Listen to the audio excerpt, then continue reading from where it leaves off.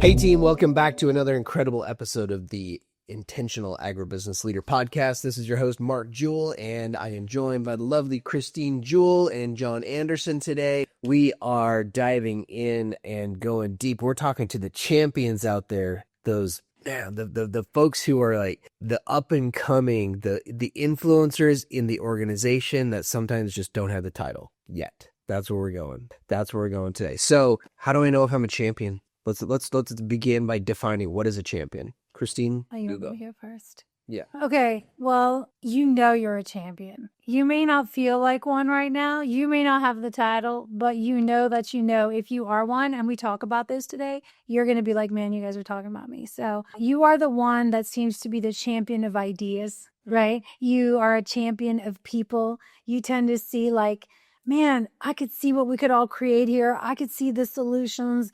You have a downstream of ideas that you want to bring to the team. You're solutions oriented. And let's be honest, you're a zigger when everybody else in the organization is zagging, when everybody else is towing the line, doing what they're told, going through the motions. I see you guys as the ones who are wanting to break the mold. You are not okay with the status quo, right? You don't like the status quo. In fact, you're allergic to it. You're allergic to mediocrity. You're like, we could be doing this so much better. And I want to be a change agent inside of the organization. And so I love the heart of a champion because you were born with it. It's like in your bones, it's in your blood, But as with, I'm thinking of Rocky right now, like he's running, he's like, I'm a champion. But you might be like getting just your butt kicked in battles. You might be bringing ideas to the table and they're just not getting accepted. You might be wanting to start initiatives and people are shooting your ideas down. And it's like you can see it, but other people can't see it. And it could be a kind of lonely place, very lonely place because you like want so much more for everyone. But I just want to say welcome because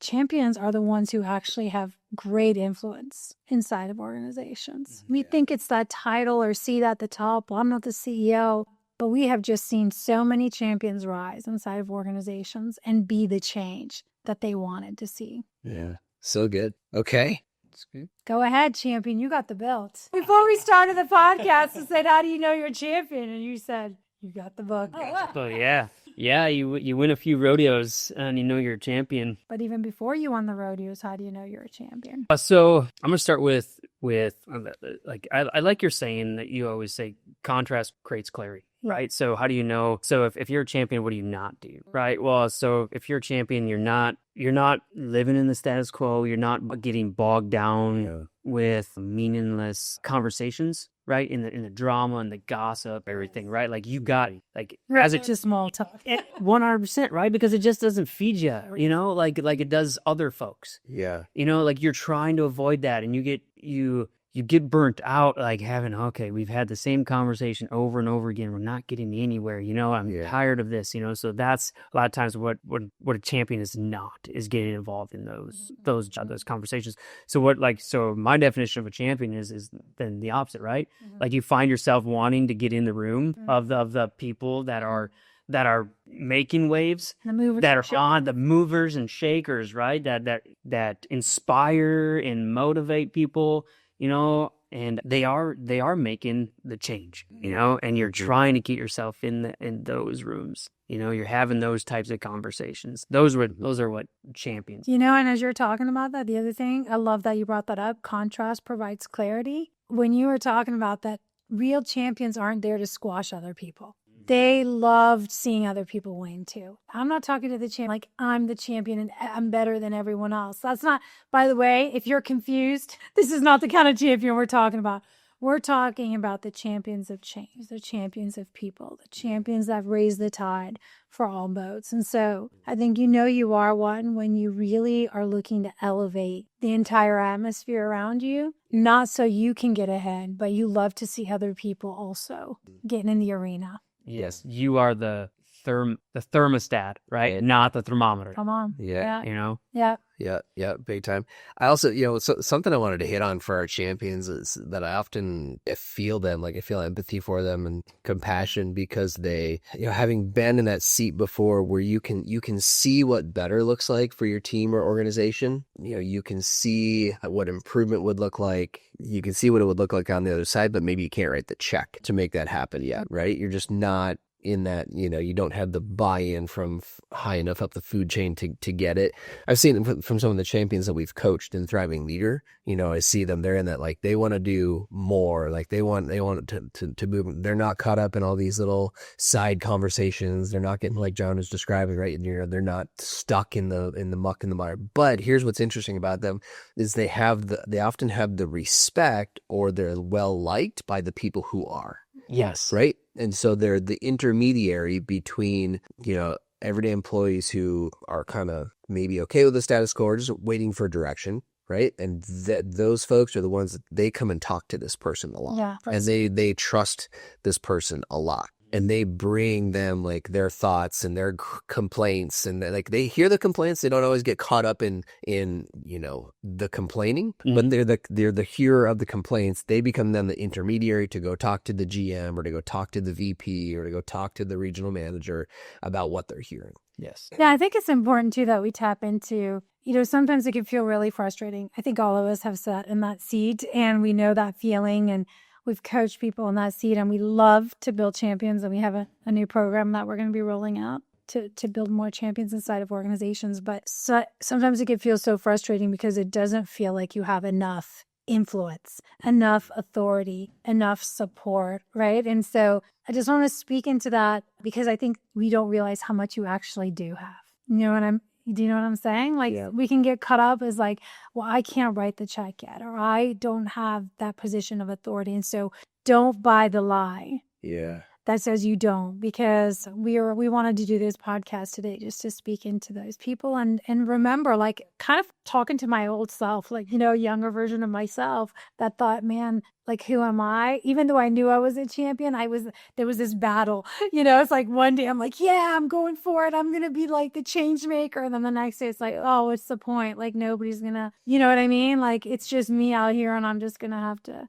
keep trying to row upstream for a minute. And so I don't know if you guys experienced that, but I think that probably a lot of people who are champions feel like that, where they're making strides and all of a sudden it's like, oh, or just right back. And it can be discouraging. Yeah. And at the same time, know that you have way more respect, way more influence, way more authority, not from being authoritarian over people, but because you hold a different level of certainty and confidence and ability that is more natural to you. So sometimes you discount that. Yeah, that's true. Yeah. And then to whoever needs to hear this today, it's time to stop discounting. Yeah, so stop discounting the your effect that you have just because you don't have the title, or just because you don't have the salary, or just because you don't have the vehicle or whatever that comes with that role. And like those are physical things that sort of, manifest as a result of recognition. Like, the true champions are the ones in my mind who are doing the work to champion works without the title. Correct. Yeah.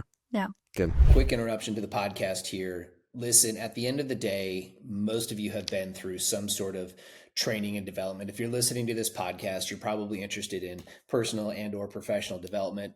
And here's the reality. In the corporate space, most of it's bad. Let's be honest. Most of it has been a death by PowerPoint situation that really doesn't progress you, your team. It doesn't move the needle. It's not aligned to business priorities. That is why I really am asking you to take a look at the Thriving Leader program. In the show notes below, go to the link and click through to our Thriving Leader website. The Thriving Leader was designed with the learner in mind. Adult learners today don't need another death by PowerPoint situation. They don't want to waste their time going to a training, being at an event that doesn't actually get them the results and that isn't actually relevant to where they are in life. The three biggest challenges that leaders have today are time management, stress, and work-life balance. The Thriving Leader works to solve those and so many more things. Click on in the link in the show notes, learn about the Thriving Leader, and join us at an upcoming public event and see what it's all about. We believe that today's leaders hold a moral obligation to create environments within which their people can thrive. Whether you're the one leader on your team or whether you're the leader of 10, 20, or more, it's time to see what you can do to create an environment within which you and others can truly, truly thrive. 6 months from now, a year from now, 18 months from now, the time will have gone by. The question I have for you is, during that time frame, are you surviving or are you thriving? Click the link today. Where do we go from here, guys? I mean, like, what if I'm that person, now what? You spent 10 minutes talking to. Well, So I wanted if you identified with any of that, then what's coming next is what to do with it. I think what's coming next is, when someone knows that they're a champion of an idea or a project. We have a couple people that we work with closely that have really been that inside of organizations. We've seen it. They want to create cultural, they want to take the culture and completely transform it, right? So I want to speak to those people that are maybe in that place that they're on the precipice of man, something has to change in here. The culture has to change, but leadership, top end leadership, is just not role modeling it for us. You know what I mean? They're so stuck in the grind. Their heads down there, and maybe doesn't seem like a priority for them. What would you guys say to, we'll call them the champion, that is in that seat right now, that's in that place that man, I want to so badly. I could see what needs to happen. So what do I do next? What can I do from the place that I'm in? That is a great question. And the thing that always comes back to me is Gandhi's quote, right? I believe it's Gandhi, right? Be the change that you want to see in the world. Yeah. I think that's what one of the things that you got to do is you got to keep showing up. You got to be the example. You got to model the example of the change that you want, right? So if you're trying to create the culture of whatever it is, you have to show up as that, and you have to prove through your actions and how you show up that actually can work, right? Because then I think people see that, because if you don't, then people are going to see that and well, if you're not being the change, if you're not modeling that, then why should I? Yeah. So I think just by being that example and showing up with your presence, I think that helps. Yeah, that reminds me of a story. Denise, I'm sharing one of her stories. I'm sure she doesn't mind. But Denise is a certified coach now for us, and she had been working for a company for 20 years, at the head of a department, but not a VP seat, not an exec seat or anything. Big. Because she was super massive company and super loyal to the company, loyal to the people, loved the work. But she started to become really discouraged, especially after COVID, after everybody was segregated into their little boxes.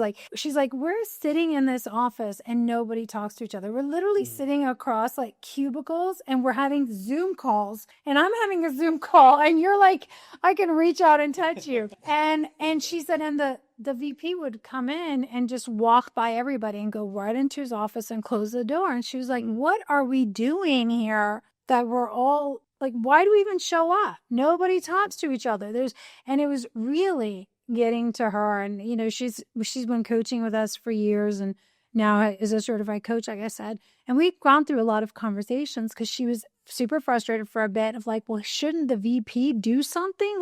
And I was like, well, what if he doesn't? Then will you? Are you going to be the one to be the change? And so she actually started taking this upon herself, that she started coming in the back door. It's a huge kind of warehouse industrial type of building. So instead of walking in the front where her office was close by, she started just coming in the back door and stopping by everybody's desk along the way and say, hey, John, how are you doing? And taking the time to actually pay attention and have conversations with people. Yeah. Well, guess who started to notice, right? The VP starts to notice, and pretty soon after a while of her doing this, he starts to come in, and now he's buying people coffee and he's talking to people. And all it takes is one, and other people start to notice. And those people in the seats, conviction is a funny thing. When you start to see somebody else doing the right thing, even though they don't have to, you know what I mean? And they're like, dang, that's my job. I'm the one that should really be walking in and saying, how are you doing? Everybody should. But what am I doing? And that conviction just kind of hits us. And so I just love, that was a little example that I know she shared on one of our calls, that it was just a small thing, but she's starting to change the way. She's changing the atmosphere, the climate, how people communicate and talk to each other and see each other. And that's a very simple thing when you're talking about be the change, Yeah. But I want to take it even more than that. How did they actually where do you take it even more from there, Right. Well, Denise's story is a great example.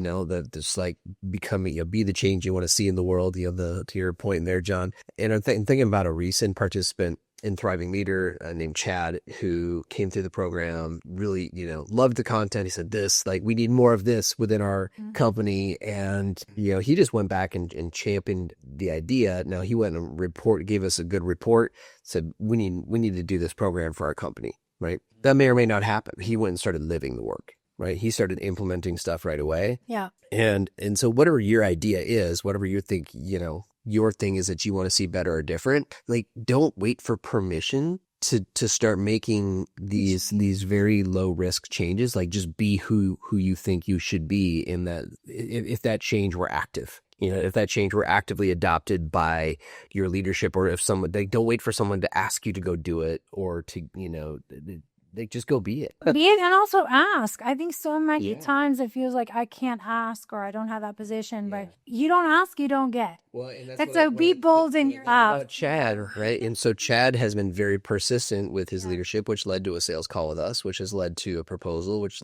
is leading to a private event for that company later this year. So like it's okay. It's for him, all the people that come to that event. Right. After their stories and the ripple effect of him just being that one guy who came and had enough courage to go and present to leadership and say, you know what, we need this. And let's be honest, how many people in leadership of higher positions, even in teams, like they know they need to do something, but they don't know what, and like they don't have the bandwidth to go research and figure out what we should do. True. So having somebody come to me, or coming and saying, man, I did this thing, it was amazing, this is what we need. I just think it also it's like a thank you. If you've got good leadership, it might be the thing that they can say, man, thank you so much, because I didn't have the bandwidth to think about it. Like you're actually bringing them a solution. Like they don't always have to say yes. But again, we talk a lot about be somebody who brings solutions. Yeah. Present solutions, ask, and then it's okay. If they say no, it's like, okay, not right now. Yep. Well, it's so, to piggyback off your point there just a little bit, Christine. So what can you do around the idea to make it easy or easier, or to remove the friction for your leadership? Right. So let's just say, let's take it out of a program context. And I don't know, there's just like something operationally that you can see that should be improved, that would benefit the company in some way, shape, or form. You could be the person who just says, this is stupid. We shouldn't be doing this. This costs us way too much time. It's costing money, right? And you point it out. Okay. That's not champion speak. That is not champion. Right? That's complaining. Okay. So now we brought awareness. So certainly, bring awareness to what's going on, but now can you help? So can we help equip our leadership with the knowledge and the resources, and like, hey, put in a little bit of extra elbow grease and go do some research. What would it cost to make the change? Who are the potential vendors that could, bring them 3 vendors to choose from that have the products or the resources or whatever, the service to fix that kind of thing. And instead of being the person, so now solution come with ideas, but also like, by the way, I went on ChatGPT and I did deep research. Yeah. And then I summarized that whole thing for you. Correct. And now here are a list of potential resources that we could do, and this is how much each one would cost. Like, you don't need permission to do that. Nobody's going to fire you for being proactive. And you have to remember, like, the number one resource of C-suite executives, especially because that's who I work with, and also having started multiple businesses myself and built teams, is bandwidth, mental bandwidth. Mm-hmm. So if all of a sudden I'm sitting there and I know I got to do something, but how often is that person the bottleneck, right? How often have we been the bottleneck? And it's like, man, it's because we're still trying to do all the thinking and all the research and all the analyzing. So what you're saying is now you're coming and you're opening up all this bandwidth for me as a champion. It's like, oh, I love you. And again, if your leader, I think as a person is really open to that, and it's how you speak to them too, because Daniel did this, our videographer. We just brought on a new person to do all of our video. And I love what he said. He kept saying it to me over and over again. And I swear it was like music to my ears. He's like, my job is to make your life easier. My job is to take the thinking out of this so you don't even have to think about it. You can just show up. And I'm telling you, when somebody says that to you, you're like, yes, please, more of that. It's like a back massage. And so sometimes, that fear of rejection can hold us back from presenting an idea, but it's how we position. It makes me think of the book, How to win friends or win friends. Influence people. And it's just like when you understand what is the thing that John really wants the most or his biggest struggle, and how can I make it easier for him?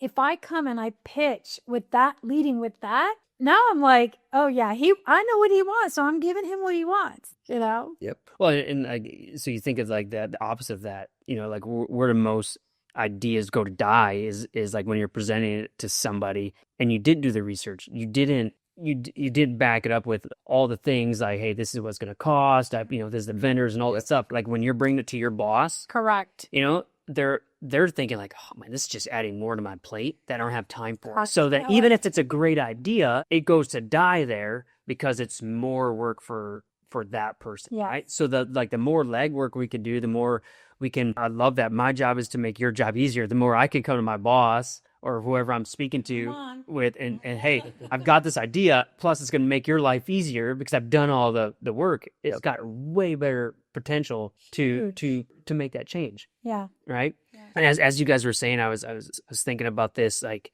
a champion, you know, in a company or in life or whatever, they've got that attractor factor. Right? Bringing it back to some of our models that we teach, and I don't know if Mark, if you talked about it much in the podcast or whatever, but the attractor factor, and part of having the attractor factor is knowing what you want and what you don't want, or what you tolerate, what you won't tolerate, your core values, morals, and all that stuff, right? And when you have the attractor factor, you have this conviction, right? You have this conviction of, this is who I am, this is who I'm not, this is what I tolerate, this is what I don't tolerate. And what that conviction does is it creates certainty. And I don't remember who I heard it from. It could have been like Brian Tracy or some of the old sage gurus, right? But I heard it from somewhere, and this absolutely, I think this rings true. Whoever this was said, the person with the most certainty in the room is the person with the most influence. True. And oftentimes the champions that we coach, or the champions that we see in our programs, are the ones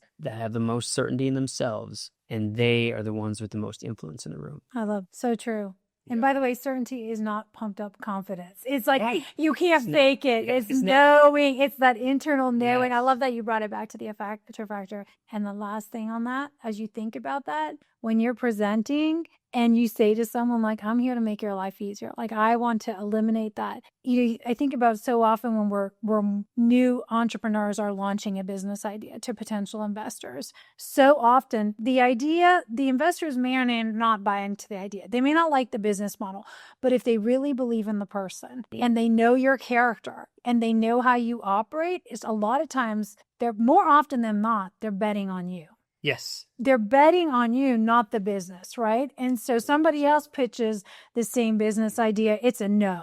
But because of who you are, to your point, right? That because of that certainty. And so I think this is like an ace of spades in our pocket. You know, if you're a champion, to remember that when I'm pitching this thing, you know, we got to be careful because we don't want to make it about us. And if they're rejecting the idea, they're rejecting me. And yet lean into the fact, because I was going to say, if I'm pitching this, if I'm the champion and I'm saying, I'm here to make your life easier, I got this thing, here's why, and I've got the pitch deck, then I'm asking, are you willing to bet on me? Like, will you trust me to roll out with this? I love it. And I'm asking right now in this moment for your trust. I'm asking for you to believe in me and what I believe. And I'm now going to champion the progress of that. If you say yes, now I know you're investing in me. And so I want to show up. Yeah. Right. So it creates this loop of like, it's a partnership. I trust you. You trust me. There's respect. We both have skin in the game. Now I'm more bought in to make sure that this thing is successful. Yeah. So you better bet that I'm going to get the right people in the room, and I'm not going to be making dumb decisions on who gets to come or be part of this project. I'm going to be even more intentional, right? Because now this person just invested in me. Yeah. Yeah. Big time. It's great. And I wanted to put a nice little bow on that with just the word core values. Like if you are that champion, but maybe you're the champion and you're like, man, these guys are just talking about someone who's got all this certainty, and they're just like, you must really have to have it together to be the champion. Okay, no, that's not the idea. The heart of the champion. The heart of the champion is what we're looking at, right? Mm-hmm. To develop that attractor factor means you get to decide what do you stand for, what do you don't stand for. Mm-hmm. So like the easiest way to do that is define like what are your core values as a human. as a leader, as a person, like for you, not your company's core values, not your team, like your core values. What do you stand for? What, I'll tolerate it up to this point, but not beyond that because I know what they are, And, we talk about this quite a little bit on the show. I share about it. We talk about this a lot, internally, excellence being a core value. Like that's a driver. Like I'm not saying that we nail everything with the 10 out of 10 excellence, but that's the goal, right? And so we're always working against that. A common one is like integrity, right? That's a common core value. Okay, well, what does that really mean for you, right? Actually defining that, taking time to define what that is. So those are some to actually establish like what your core values are, helps you know like what your metrics are to develop certainty. Because that must kind of become your guardrails between like, I will do this, I won't do this. And I can get better and better at excellence. I can get better and better at adventure. I can get better and better at, lay it on me. Like, what's another core value that we talk about a lot? Faith.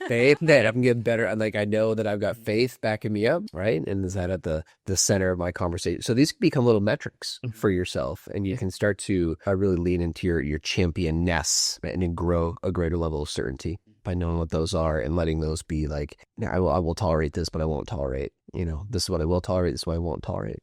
And those kind of help to create that.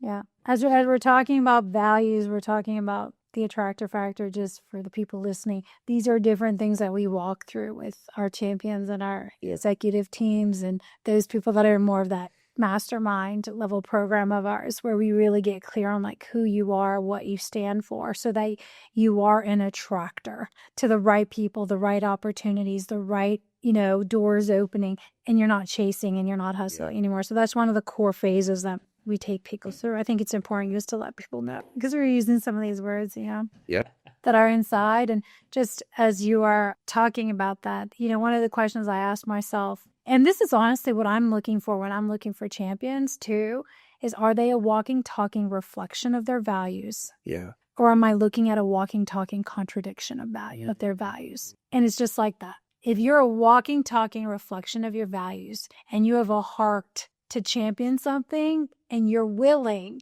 to be courageous enough to do the ask, to say, okay, I'm gonna go for it. I'm gonna put the ask, because there's a fear of rejection. Look, we all have it, and the question is not like, if we get over this thing of, am I enough? Will it be enough? It's like, you are more than enough. Yeah. That the heart of the champion is a rare air. Well, and here, so I'm going to say this, I'm going to throw this out there, because by the time this goes live, this should be landing in the earbuds and truck speakers of people who want to be part of our local champion program, right? And so if any of this sounds like you, and you're that person who wants to have a greater impact inside your organization and help in the continuous development of more and greater thriving leaders inside your organization, to be able to implement and establish and grow those core values that we talk about, not only in this program, but in others, and what we teach in our Thriving Leader program, then becoming a local champion might be for you, I would imagine. And here's what we're going to do for this, because if you're a champion, then I don't need to give you a link or some fancy thing to go register to. You're just going to send me an email